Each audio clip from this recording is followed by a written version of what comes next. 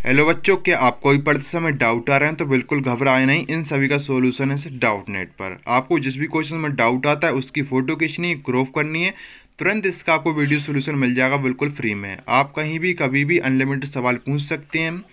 Class 6 से 12, IIT, JEE, NEET, CBSE, UP, Bihar, Rajasthan, other state board के बच्चों के लिए, चाहे आपका सब्जेक्ट कोई सा भी हो, physics, chemistry, math, biology, science, इन सभी का सोल्यूशन है सिर्फ डाउट नेट पर।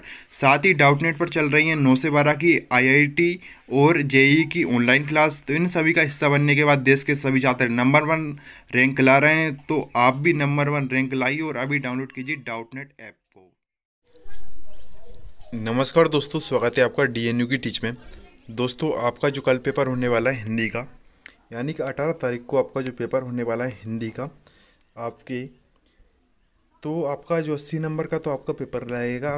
लेकिन मैं आपको जो यहाँ पर क्वेश्चन पेपर बताने वाला हूँ, अगर आपने ये क्वेश्चंस अच्छे तरीके से या आपको इनका रिवीजन कर लिया तो आपके एग्ज़ाम में 100% अच्छे नंबर आएंगे। ठीक है, सिर्फ आपको क्या करना है, इन क्वेश्चंस को अच्छी तरीके से रिवीजन करना है। तो आपके पास कम से कम अभी कुछ ज़्यादा टाइम नहीं बचा। आपके पास से कम 13 से 14 घंटे का टाइम बचा है आपको कम से कम। तो इन घंटों में आप क्या पढ़ें, तो आप इन क्वेश्चंस का अगर रिवीजन कर लेते तो आपके एग्जाम में क्या नंबर आ जाएंगे अच्छे से अच्छे। ठीक है, कम से कम आपको इतना ही टाइम बचा है लगभग लगभग। ठीक है, तो आपको इन क्वेश्चंस का रिवीजन करना है। ठीक है, तो जो क्वेश्चंस बताने से पहले आपसे यही कहना चाहूँगा कि जो भी स्टूडेंट्स ने अभी तक चैनल को सब्सक्राइब नहीं किया, सब्सक्राइब कर लो जल्दी से, और नोटिफिकेशन बेल को भी ऑल प्रेस कर लो, जिससे आपको आने वाली नेक्स्ट वीडियो नोटिफिकेशन मिल जाए। और आप हमारा टेलीग्राम ग्रुप जरूर ज्वाइन कर लेना। टेलीग्राम की लिंक आपको वीडियो के डिस्क्रिप्शन में मिल जाएगी। ठीक है, टेलीग्राम ग्रुप ज्वाइन कर लो आप। ठीक है, तो यहाँ पर हम ओटी यहाँ पर बाद में देखेंगे। ठीक है, सबसे पहले हम क्वेश्चन देख लेते हैं। यहाँ पर ओटी हम बाद में यहाँ पर सिलेक्टेड क्वेश्चन निकालें। अगर आप इन क्वेश्चंस को पढ़ लेती हो, आपको पहले से ही अगर ये याद होंगे तो ठीक है, अच्छी बात है, आप इनको रिवीजन कर लीजिएगा।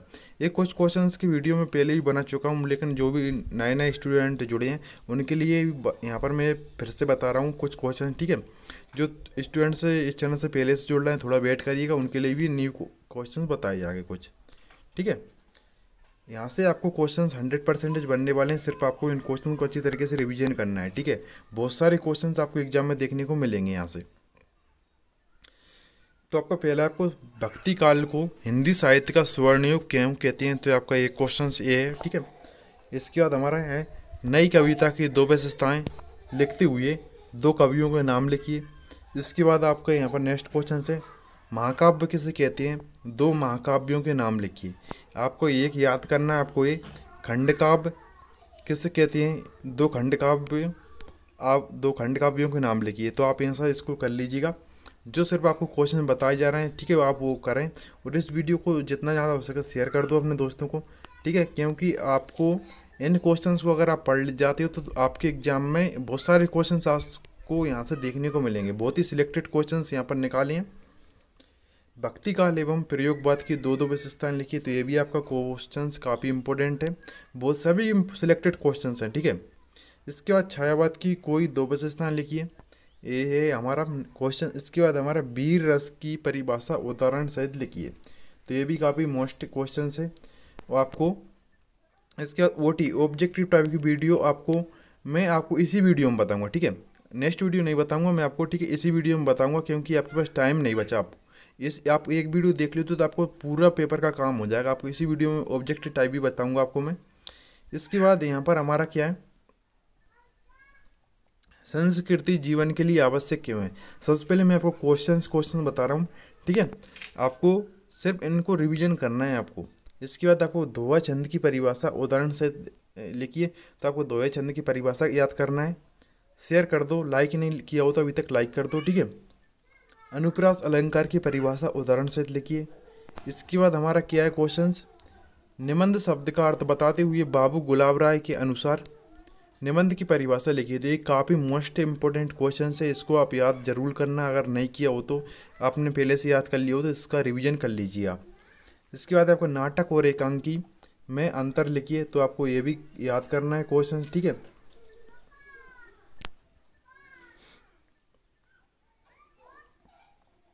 इसके बाद हमारा नेक्स्ट क्वेश्चन आता है क्रिया किसे कहते हैं, उदाहरण से बताइए। तो ये भी आपको याद करना है, सभी क्वेश्चंस याद करना है आपको। नहीं है तो याद, अगर याद है तो इनका रिवीजन आप करके एग्ज़ाम में अवश्य जाइएगा, नहीं तो आप पेपर आपके सामने होगा, फिर आप पछताएंगे। अगर आप पढ़ लेते तो कितना अच्छा होता, ठीक है।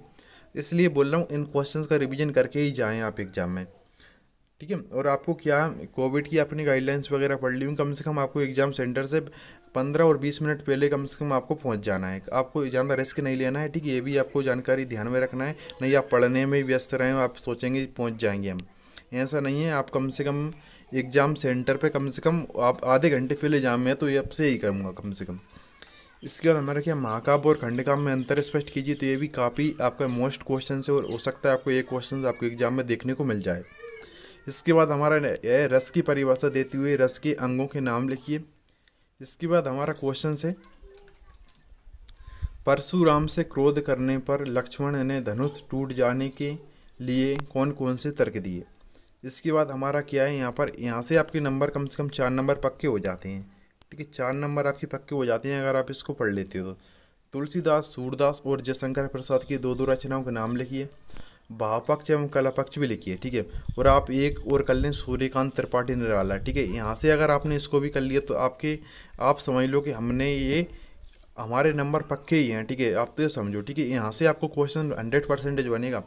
आपको इसकी याद होंगी, तुलसीदास जी की रचना कौन सी हुई, रामचरितमानस, विनय पत्रिका, ठीक, गीतावली, दोहावली आपको ऐसी होती हैं इसकी, ठीक है। सूरदास जी की कौन सी होती हैं, सूरसागर, सूरसारावली, साहित्य लेरी।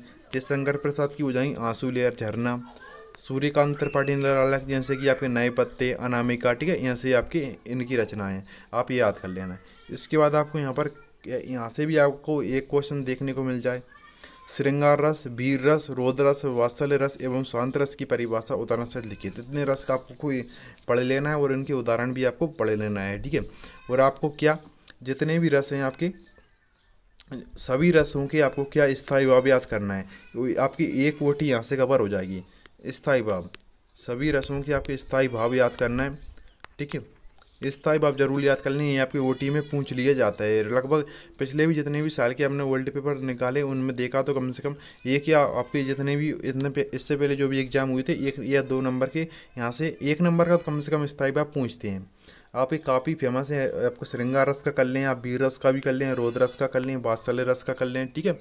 कम से कम ये इनके स्थायी भाव भी आप जरूर याद करें, ठीक है। शांत रस का भी कर लें आप।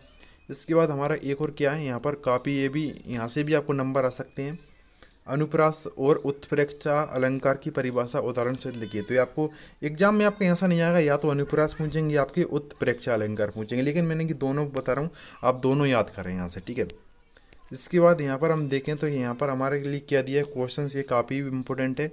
मन्नू भंडारी अथवा महावीर प्रसाद द्विवेदी में से किसी एक का साहित्यिक परिचय निम्नलिखित बिंदुओं के आधार पर कीजिए। तो आप एक और क्या करेंगे, राम वृक्ष बेनीपुरी जी का कर लेंगे, ठीक है। राम वृक्ष बेनीपुरी, जैसे कि महावीर प्रसाद द्विवेदी कौन सी होती है, यामा, नीरजा, दीपशिखा, ठीक है। आपको सभी की याद करना है, रचना जरूर आप सभी की याद कर जाएं। अगर आपको ये भाषा शैली वगैरह नया याद हो तो आप रचना जरूर याद कर जाएं, क्योंकि आपको रचना भी लिख दी है, आपको 1 या 2 नंबर आपको वहाँ से आपको मिल जाएंगे, ठीक है। आपको 2 रचनाएँ करना है, इनकी भाषा शैली करना है और साहित्य में स्थान करना है। इसके बाद आपको ये करना है, ये क्वेश्चंस भी आपको इम्पोर्टेंट है काफ़ी।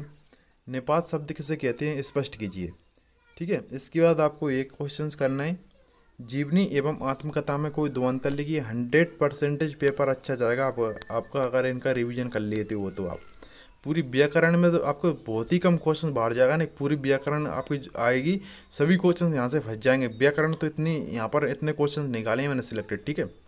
पूरी व्याकरण आपकी लगभग कवर हो जाएगी अगर आप कर लेते हो इसको तो। इसके बाद आपको क्या दिया है, जीवनी एवं आत्मकथा में कोई 2 अंतर बताइए, तो आपको बता ही दिया। इसके बाद आपको चौपाई छंद की परिभाषा उदाहरण सहित लिखिए। क्या चौपाई छंद की परिभाषा उदाहरण सहित लिखिए। और आपको यहाँ पर गोपियों ने उद्धव से योग की शिक्षा कैसे लोगों को देने की बात कही। इसके बाद आपको यहाँ पर दिया है विभत्स रस की परिभाषा देती हुई एक उदाहरण दीजिए। ये भी आपको काफ़ी इंपॉर्टेंट क्वेश्चन है। मुक्तक काव्य किसे कहते हैं। इसके बाद हमारा यहाँ पर क्वेश्चन दिया गया, शेयर कर दो मात्र, आप कम से कम इतना फर्ज तो बनता है कि आप इस वीडियो को शेयर करें, ठीक है। इसके बाद आपको क्या होगा, ये आपके दोस्तों को जरूर शेयर कर दें, क्योंकि यहाँ पर बहुत ही सिलेक्टेड क्वेश्चन निकाले हैं, नहीं तो आप बाद में पछताएंगे आप। ठीक है, जो भी आपके फ्रेंड्स हैं अगर इनको नहीं पढ़ के जाएंगे तो आपको, आप कल के पेपर देखना, मैं उस जो आपको एग्जाम देकर आ जाओगे उसका सोल्यूशन मैं बताऊंगा ना लास्ट में, आप कितने आप सही कर आए हो उसमें मैं आपको बोलूँगा कि आपको ये क्वेश्चन मिले या नहीं। ठीक है, देखना आप। कहानी और उपन्यास में कोई दो अंतर लिखिए। कहानी और उपन्यास में आपको क्या दो अंतर लिखना है। क्रिया विशेषण किसे कहती हैं, उदाहरण सहित लिखिए।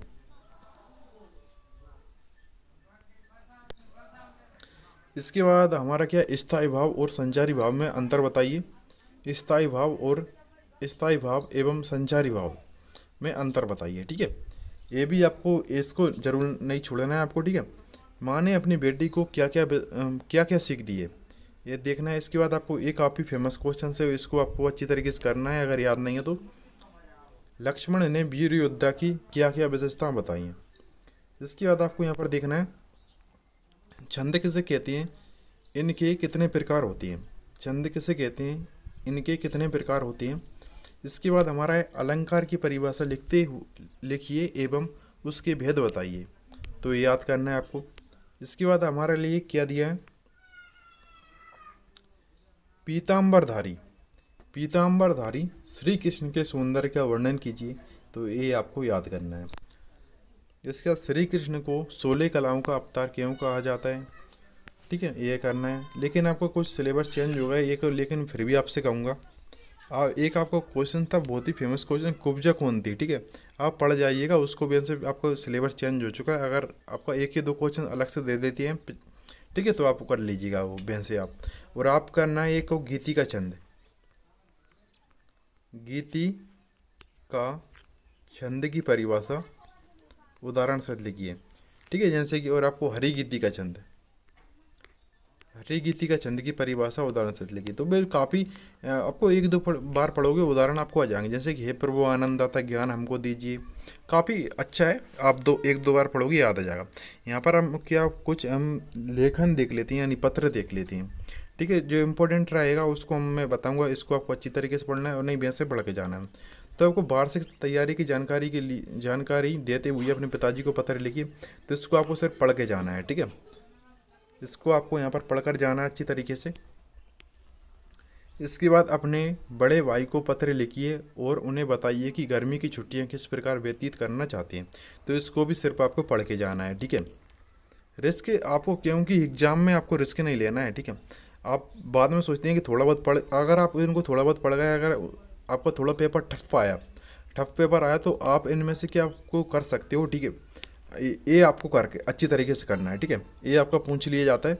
अपने बड़े भाई के विवाह में सम्मिलित होने के लिए अपने मित्र को आमंत्रण पत्र लिखिए। अगर आपके बड़े भाई, आपको बहन आ जाए यहाँ पर, तो ठीक है, आपको भाई की जगह बहन लिख लेना है आपको, बड़े भाई या बहन आपको, ठीक है, तो आ जाए। तो इसमें आपको क्या, यहाँ पर इस तरीके से आपको यहाँ पर जो भी एड्रेस वगैरह होता है वो डालना है। तो प्रिय मित्र, आपको यहाँ पर मित्र का जो भी कुछ नाम है, आप इसमें अगर आपका आ जाए एग्जाम में तो आपको इस नाम से लिखना है, तो लेकिन नहीं, आपको कोई सा भी, अनिल, ठीक है, सोनू, मोनू, जो भी कुछ है आप डाल सकते हैं। सब प्रेम नमस्कार।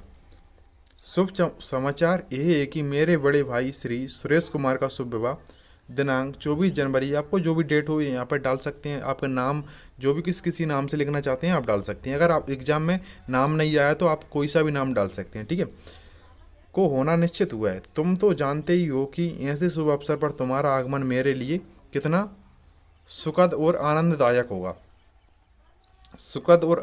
होगा। तुम्हें इस वैवाहिक कार्यक्रम में पूर्व ही आना होगा, यानी पहले ही आना होगा। निमंत्रण पत्र छपते ही तुम्हें भेज दूंगा। तुम इसी निमंत्रण को स्वीकार कर पधारने का कष्ट करना। ठीक है, वैसे भी आपको एक दो लाइन है, वैसे भी आप पढ़ लेते हो, तो क्योंकि हिंदी तो आप सभी जानते हैं और आपको इसको अच्छी तरीके से एग्जाम में आपको लिख कर आ सकते हो। पिताजी और माताजी को चरण स्पर्श। ठीक है, इसके बाद तुम्हारा अभिन्न मित्र, यानी तुम्हारा मित्र भी डाल सकते हैं, अभिन्न भी न डालने चलेगा, और आपको नाम डाल देना है। ठीक है, आप कोई सा भी XYZ जो भी कुछ नाम है डाल दो। अगर कोई भी नाम ना आए तो आपको XYZ भी डालकर आवासा जो भी आ सकते हैं। इसके बाद आपको ये भी आपका आ जाता है एग्जाम में, इसको भी पढ़ के जाना है। प्रथम श्रेणी में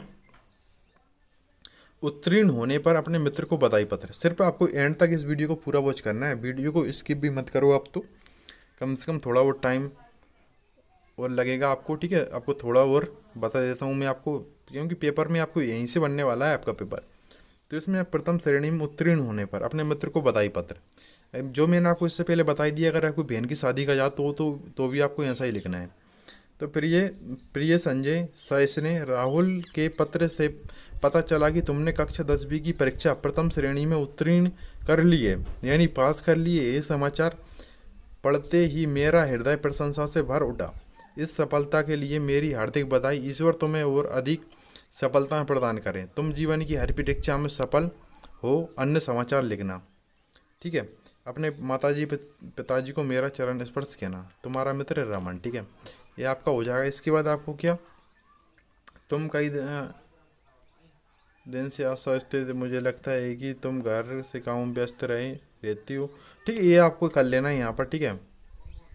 इसके बाद आपको यहाँ पर आपको अच्छी तरीके से, सबसे काफ़ी इंपॉर्टेंट है, ठीक है। वेरी वेरी मोस्ट टाइम भी कहूँगा मैं इसको आपको अच्छी तरीके से करना है। एड्रेस वगैरह आपको सिर्फ यहाँ से डाल देना है, ठीक है। जो भी कुछ है आप यहाँ पर डाल दें। दिनांक अगर नहीं आती तो आप एग्जाम वाली डेट को डाल के आ सकते हैं, ठीक है। अपने जन्मदिन पर सम्मिलित होने हेतु मित्र को आमंत्रण पत्र लिखिए।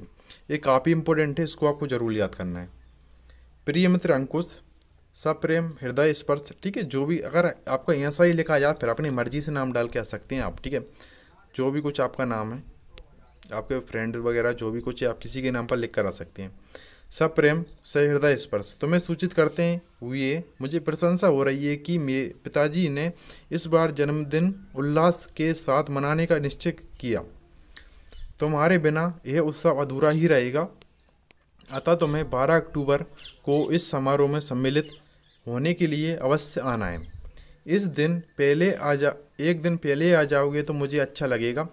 पिताजी एवं माताजी को चरण स्पर्श, छुट्टी को स्नेह, ठीक है।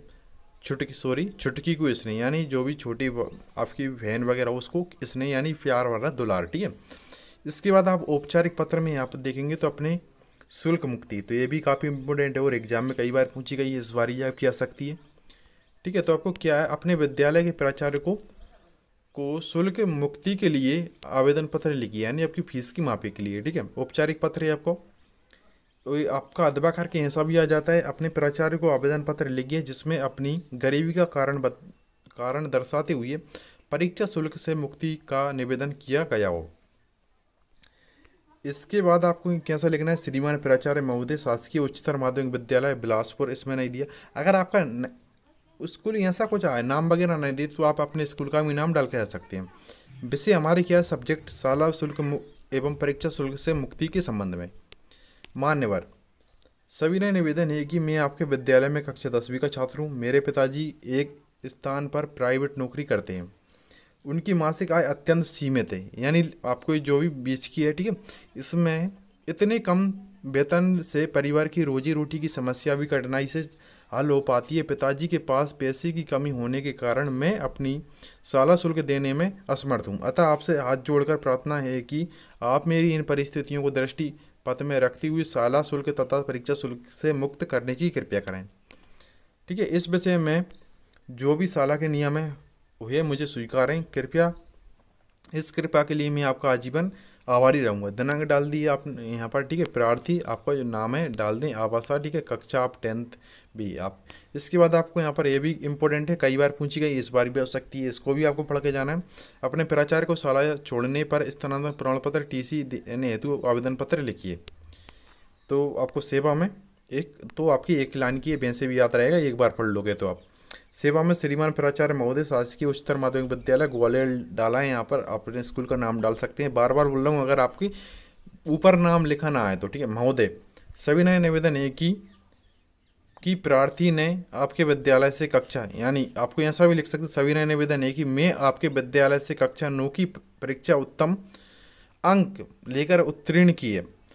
संयोगवश मेरे पिताजी का स्थानांतरण यानी आपको ट्रांसफर, ठीक है, स्थानांतरण मुरैना हो गया है। इस हेतु मैं आपके आदर्श विद्यालय में आगे अध्ययन करने में असमर्थ हूँ, अतः मुझे अन्यंतरणी आगे पढ़ने हेतु शाला त्याग प्रमाण पत्र करने की कृपया करें, ठीक है। आपका आज्ञाकारी शिष्य कनिष्क लिखा है, कक्षा 9, ठीक है। आपको यहाँ पर 10वीं डाल देना आप तो। इसके बाद आपको यहाँ पर ये भी काफ़ी इंपॉर्टेंट है और कई बार एग्जाम में पूछी गई है, ठीक है। आप एक बार पढ़ना है सिर्फ आप, ठीक है, आपको याद ही हो जाती है, हिंदी तो ऐसा ही होता है, ठीक है। क्या आपको यहाँ पर प्राचार्य महोदय को बुक बैंक से पुस्तकें देने के लिए प्रार्थना पत्र, तो आपको सेवा में श्रीमान प्राचार्य महोदय शासकीय उच्चतर माध्यमिक विद्यालय भोपाल महोदय, विनम्र निवेदन है कि मैं आपके विद्यालय में कक्षा 10 का नियमित छात्र हूँ, नियमित विद्यार्थी हूँ, छात्र हूँ। मेरे पिताजी एक फैक्ट्री में 600 रुपये मासिक वेतन पर कार्यरत हैं। इतने कम वेतन से परिवार का लालन पालन बड़ी कठिनाई से होता है। तो आप यहाँ पर 600 डाला है, आप अपनी मर्जी से डाल सकते हैं, जैसे कि दो आपको वो ही डालना आप, ठीक है, 2500, 2000, 3000 समथिंग इतना ही डालना आप, ठीक है। पिताजी की आय कम होने के फलस्वरूप में विद्यालय की पाठ्य पुस्तकें खरीदने में मैं भी असमर्थ हूँ। अतः श्रीमान जी से करबद्ध प्रार्थना है कि मुझे बुक बैंक से पुस्तकें प्रदत्त करने का आदेश पारित करें। इस संदर्भ में विद्यालय के जो भी नियम होंगे उनका मैं पूरी तरह पालन करूंगा। इस महती कृपा के लिए आपका अजन्म आभारी रहूँगा। आप यहाँ सब महती वगैरह में न डालें, इस कृपा के लिए मैं आपका सदैव आभारी रहूँगा, ठीक है। इससे धन्यवाद डाल देना, दिनांक डाल देना। प्रार्थी वगैरह में आपको फिर वही नाम डालना है। इसके बाद ये भी आपको इम्पोर्टेंट है, ये और आपको याद करना है, ठीक है, क्योंकि ये भी काफ़ी इम्पोर्टेंट है, कई बार आपको याद चुकी है एग्जाम में। तो आपको परीक्षा काल में ध्वनि विस्तारक यंत्रों के बजाने पर रोक लगाने हेतु जिलाधिकारी महोदय को पत्र लिखिए। तो आपको यहाँ पर डाल देना जो भी, ये इसको आप जरूर याद करके जान, ठीक है। ये आपके एग्जाम के टाइम पे कई बार पूछी गई है, क्योंकि शादी का माहौल चल रहा है। सेवा में जिलाधीश महोदय भोपाल, ठीक है, मान्यवर जलाधीश किसकी आनी है, कलेक्टर को, ठीक है। सभी ने निवेदन है कि मैं आपका ध्यान ज्ञान सरोवर ज्ञान सरोवर कॉलोनी हीरा बाग में ध्वनि विस्तारक यंत्रों की तीव्र एवं कर्णभेदी ध्वनि से उत्पन्न समस्या की ओर आकर्षित करना चाहता हूँ। इस समय माध्यमिक शिक्षा मंडल की हाई स्कूल एवं इंटरमीडिएट की परीक्षाएं, हाई स्कूल एवं आप कर सकते हैं हायर सेकेंडरी स्कूल की परीक्षाएं प्रारंभ होने को हैं। यही समय छात्रों के अध्ययन का है। परीक्षा काल में ध्वनि विस्तारक यंत्रों के शोर के कारण अध्ययन में व्यवधान पड़ रहा है। चित्त की, तो आप अगर इसको पढ़ लेना, अगर आपको इसमें थोड़े बहुत भाषा बेसिक दिखे तो आप यूट्यूब वगैरह पर सर्च कर लेना, ठीक है। ध्वनि विस्तारक यंत्रों पर प्रतिबंध लगाने के लिए आवेदन पत्र कैसे लिखें, ठीक है, तो वहाँ पे आ जाएगी इजी भाषा में, तो आप वहाँ से देख लीजिएगा, ठीक है। आपको बिल्कुल कठिनाई नहीं आनी चाहिए। नालियों की आपकी साफ़ सफाई, ठीक है, तो इसको आपको सिर्फ पढ़ जाना है, ठीक है, इसको पढ़ जाना है। और सिर्फ आपको ये जरूर याद करना है, क्षेत्रीय अधिकारी माध्यमिक शिक्षा मंडल मध्य प्रदेश भोपाल को 10वीं बोर्ड्स परीक्षा की अंक सूची की द्वितीय प्रति प्राप्त करने हेतु एक आवेदन पत्र लिखिए। तो ये आपको जरूर पढ़ के जाना है। तो प्रति सचिव माध्यमिक शिक्षा मंडल मध्य प्रदेश भोपाल, तो अंक पत्र की द्वितीय प्रति भेजने के संदर्भ में मान्यवर सविनय निवेदन है कि मेरी कक्षा 10वीं की अंक सूची वास्तव में खो गई है।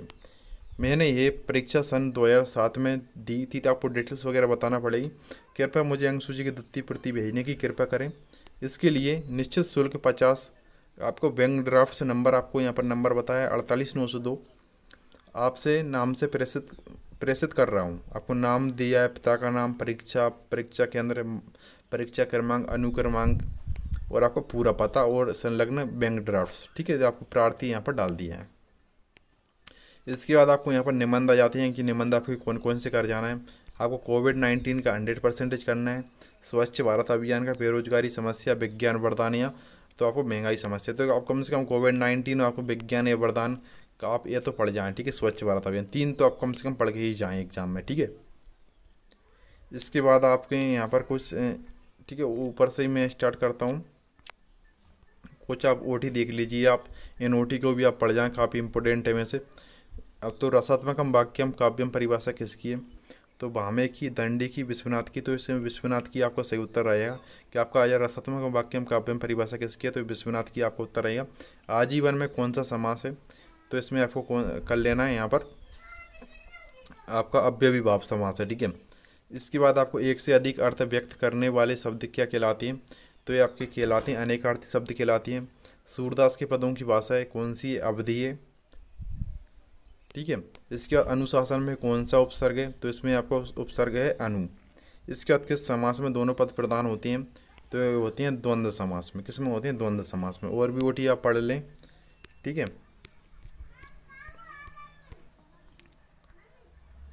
आप यहाँ से इनको ओटी आपको, ठीक है, आप यहाँ से कर लें। एक आपको क्वेश्चन आ जाता है, सही विकल्प चुनकर लिखिए, श्रृंगार रस का स्थायी भाव क्या है? श्रृंगार रस का स्थायी भाव से क्या होता है? रति प्रेम। लेकिन आपको जो भी रस के स्थायी भाव हैं, आपको सभी रस के स्थायी भाव याद करना है, ठीक है। यहाँ से आपकी 1 नंबर का क्वेश्चन आ जाएगा कम से कम। आपको इससे जितने भी पहले एग्जाम हुए हैं सभी को, इससे पहले भी मैंने आपको बताया था। आप यहाँ पर क्वेश्चन देख लें, आंसर यहाँ पर नोट कर रखें, तो आप इसका स्क्रीनशॉट लीजिएगा। ये पीडीएफ मैं पूरी आपको टेलीग्राम पर भी उपलब्ध करा दूंगा, ठीक है। टेलीग्राम की लिंक वीडियो के डिस्क्रिप्शन में आपको मिल जाएगी। आत्मकथन के कवि हैं, तो ऑप्शन आपको यहाँ पर दे दिए गए, सूर्यकांत त्रिपाठी निराला, जयशंकर प्रसाद, गिरिजा कुमार माथुर, ऋतुराज। बाल गोविंद भगत साहब किसे मानते थे? तुलसी को, सूर्य को, कबीर को, गुरु नानक को। इनके आंसर नोट कर रखे हैं नीचे, ठीक है। वो आपको बताऊंगा, टेंशन लेने की जरूरत नहीं है। भोलानाथ का वास्तविक नाम क्या था? तो अब यहाँ से आपका इसका तारकेश्वर नाथ हो जाएगा, ठीक है। किस समास में दोनों पद प्रधान होती हैं? तो ये द्वंद्व में होती हैं। आपको ऑप्शन भी दिए, आंसर नीचे नोट कर रखें। बाकी कितने प्रकार होती हैं? तो 2 होती हैं, ठीक है। आप आंसर नोट कर रखें, 3, 5, 6, 4 आपको ऑप्शन दिए हैं। रिक्त स्थानों की पूर्ति कीजिए, प्रयोगवाद के जनक। फिर आपको कर्मवाक्य में क्रिया के अनुसार माने जाती हैं। फिर आपको अंधों में काना राजा लोकहित का अर्थ है। चरण सरोज परावन लगा में कौन सा अलंकार है? उदाहरण है, अलंकार का उदाहरण, यानी किस अलंकार का उदाहरण है जिसके कारण स्थायी भाव उत्पन्न होता है, वह कहलाता है।